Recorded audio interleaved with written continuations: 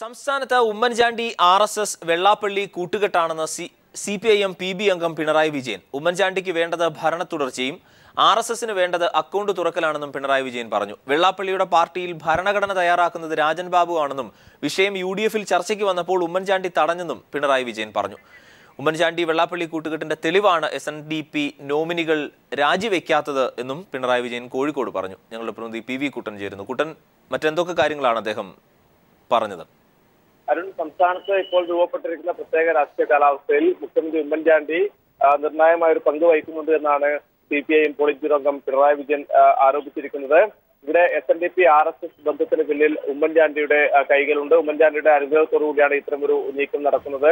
ഉമ്മൻചാണ്ടിക്ക് വേണ്ടത് കേരളത്തിലെ ഭരണ തുടർച്ചയാണ്. അതേസമയം RSSന് വേണ്ടത് കേരളത്തിലെ നിയമസഭയിൽ അക്കൗണ്ട് തുറക്കുക എന്നുള്ള ലക്ഷ്യമാണ് RSSനുള്ളത്. ഈ രണ്ട് ലക്ഷ്യങ്ങൾക്ക് വേണ്ടി രണ്ട് കൂട്ടരും പരസ്പരം സഹായത്തിന് വേണ്ടി നിൽക്കുകയാണ് എന്നും അദ്ദേഹം പറഞ്ഞു.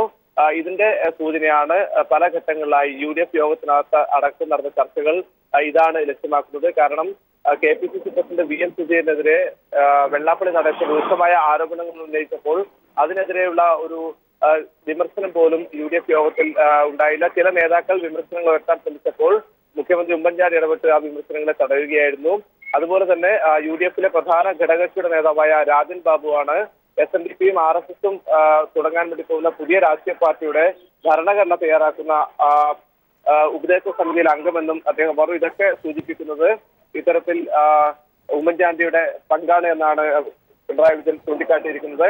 വളരെ നേരത്തെ തന്നെ, വർഷങ്ങൾക്ക് മുമ്പ് തന്നെ കേരളത്തിൽ ഇത്തരം ഒരു പിടിമുറുക്കാൻ, കേരളത്തിലെ മതേതര മനസ്സുകളെ ദുർബലപ്പെടുത്താൻ ഇവിടെ ആധിപത്യ സ്ഥാപിക്കുന്നതിന് വേണ്ടി RSS ശ്രമിക്കുന്നുണ്ടായിരുന്നു. അതിനുവേണ്ടി കാലാകാലങ്ങളായി അവർ നടത്തിയ പ്രവർത്തനങ്ങളടക്കം പിണറായി വാർത്താ സമ്മേളനത്തിൽ എടുത്തു പറഞ്ഞു. വടകര ബേപ്പൂർ മോഡൽ സഖ്യം, അതിനുശേഷം SNDPയെയും NSSനെയും RSS സമീപിച്ചതും അന്ന് NSS താല്പര്യമില്ല എന്ന് അറിയിക്കുകയും എന്നാൽ SNDP ഇക്കാര്യത്തിൽ RSSുമായി കൂട്ടുകൂടാൻ താല്പര്യപ്പെട്ടതും അതിനുശേഷം SNDPയുടെ പരിപാടികളിലും യോഗങ്ങളിലടക്കം BJPയുടെയും RSS നേതാക്കളെയും പങ്കെടുപ്പിച്ചപ്പോൾ അതിനെതിരെ കേരളീയ സമൂഹത്തിൽ രൂക്ഷമായ വിമർശനങ്ങൾ ഉയർന്നു വന്നിരുന്നു. ആ വിമർശനങ്ങളെ തുടർന്നാണ് SNDP അത്തരമൊരു നീക്കങ്ങളിൽ നിന്നും പണ്ട് പിന്മാറിയത്.